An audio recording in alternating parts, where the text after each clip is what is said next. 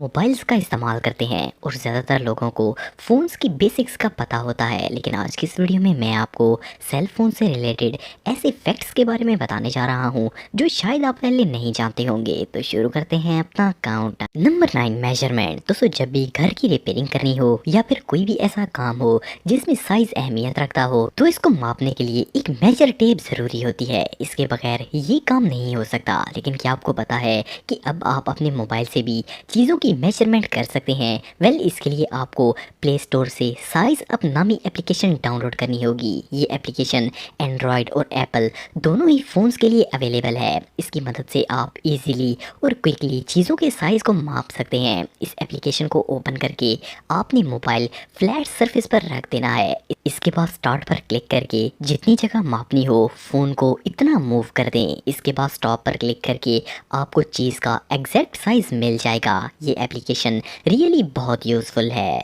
Number 8, test your remote. दोस्तों, आप सबके घर में टीवी तो होगा ही और इसे रिमोट के ज़रिए ही एक्सेस किया जाता है। एटलीस्ट एक दफ़ा तो आपके साथ ऐसा ज़रूर हुआ होगा कि रिमोट ने काम करना छोड़ दिया होगा, और कई बार तो इसे इस्तेमाल करने के लिए टीवी के पास जाना पड़ता है और तब भी ये नहीं चलता।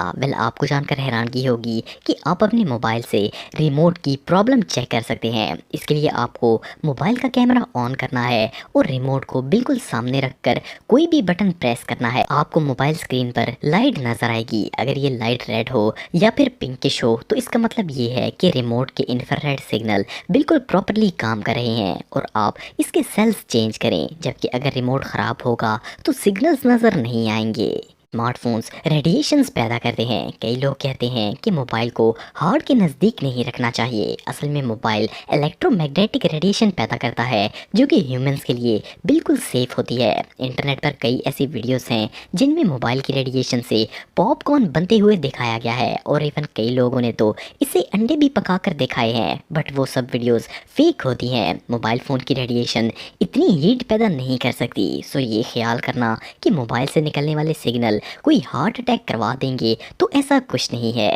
Number 5, location. दोस्तों, आप सब ये तो जानते होंगे कि जब आप मोबाइल इस्तेमाल कर रहे होते हैं तो आपको इजीली सिम कार्ड के ज़रिए ट्रैक किया जा सकता है। मोबाइल के IMEI से जिस भी मोबाइल में सिम हो इसकी करंट लोकेशन पता चल जाती है। शायद आपने कई स्पाई मूवीज़ में देखा होगा कि मोबाइल से सिम कार्ड निकाल कर फेंक दिया जाता है ताकि कोई ट्रैक ना कर सके, लेकिन हकीकत में अगर आप मोबाइल से सिम कार्ड निकाल भी दें तब भी उस मोबाइल के ज़रिए लोकेशन पता चल जाती है। इसकी वजह GPS होता है। अगर मोबाइल से सिम निकाल दी जाए लेकिन वो ऑन हो तो मोबाइल का GPS इसकी लोकेशन के कोऑर्डिनेट्स भेजता रहता है। इसलिए अगर आप ट्रैकिंग से बचना चाहते हैं तो मोबाइल से बैटरी निकालनी होगी या फिर मोबाइल ही डिस्ट्रॉय करना होगा।